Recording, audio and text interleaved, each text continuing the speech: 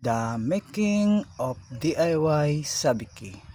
Kung bit mo magawa ng sabiki master, pues para sa iyo ang video na to. Ito ang kailangan natin master.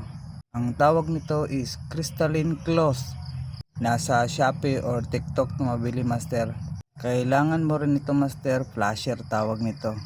Kulay green at kulay silver. Mag-cut ka lang galing sa tela. Yung tama-tama lang na kapal master.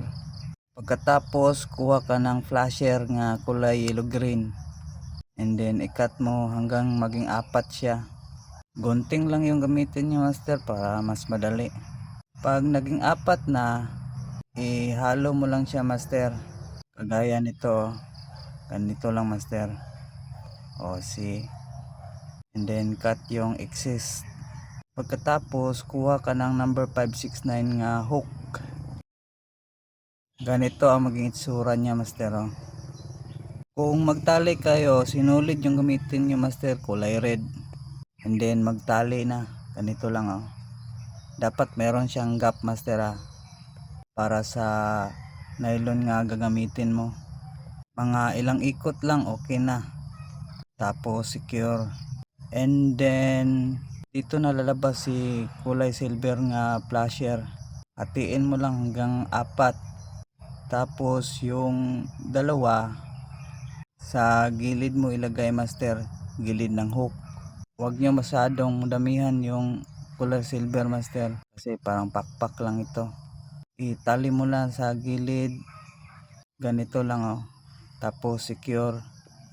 Pagkatapos mo ma-secure yung kalahati, ito yung isura niya sa gilid. Tapos sa kabila naman, same proseso lang master. Cut mo lang ng tama-tama and then tali mo sa gilid. Ganito lang mag-secure master see. Madali lang master. And pagkatapos i-lock mo na. Dapat lock na lock master. Kagaya nito. Diba? Easy lang. Kahit sino makagawa nito. I-cut mo lang yung sobra.